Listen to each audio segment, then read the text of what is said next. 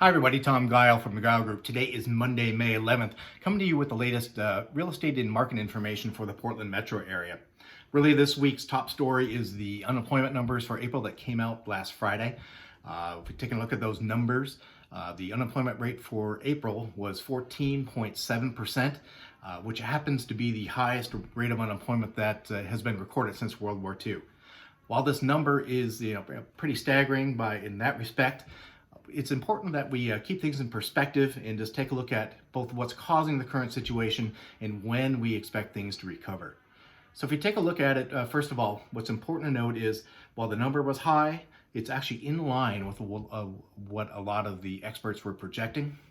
There's some information here. It talks about several different industry experts were projecting unemployment to be anywhere from 15 to 20%, so we're falling in line with those numbers right now. The other thing is, keep in mind, is that unemployment is different than what we've seen in the past. While the other unemployment was caused by the economy changing through time, what we're seeing here was a very deliberate action which shut down a big portion of the economy very quickly. And what we're expecting to see as states start to open up and as activities start to resume, we expect to see a fairly rapid climb back out of where we're at. So let's shift gears a little bit. Let's talk about the market here in the Portland area. Things are just continuing to be on an upswing. We're seeing a little bit of a mixed message here. New listings are continuing to climb. We're at 567 new listings for last week. That's up 3.3% from the week before, which is good news that they're continuing to climb. But unfortunately, they're not climbing at a rate comparable to what pending sales are. So we take a look at pending sales.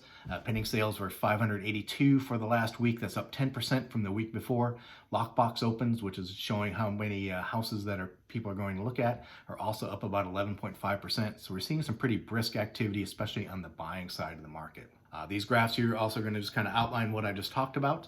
We can see both the pending sales and new listings on the first graph. Second graph is talking about Lockbox opens. Switching gears here to the historical perspective, this really illustrates, especially on the new listing side, compared to last year, we just haven't quite seen that rebound. We're starting to see an uptick over the last 2-3 weeks, but it's been relatively flat on the new listing side.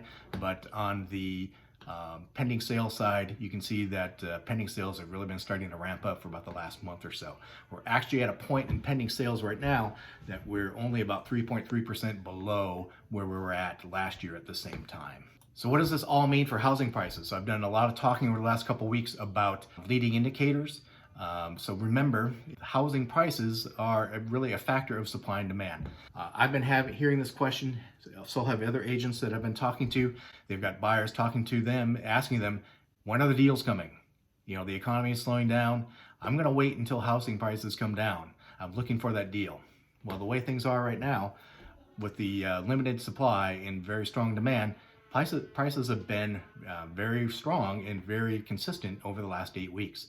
This graph does a good job of showing it. As you can see here in the Portland metro area, the median sales price is about $440,000, and that really hasn't changed much over the last 8 weeks or so. Just some minor fluctuations depending on property mix.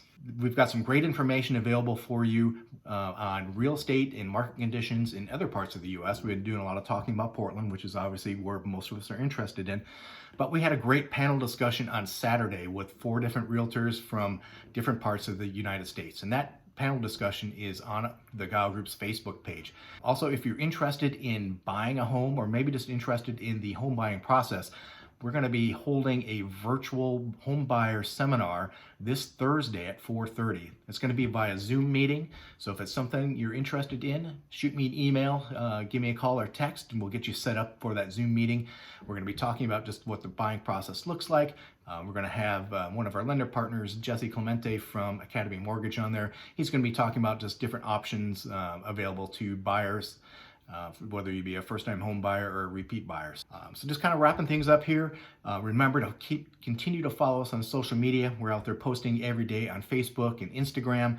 We're keeping you updated with the latest information that we have, and just trying to keep everybody just all together here as we're working through these challenging times together. If you have any questions about the economy, the market, or just anything in general, give us a call, give us a DM on social. We'd love to hear from you.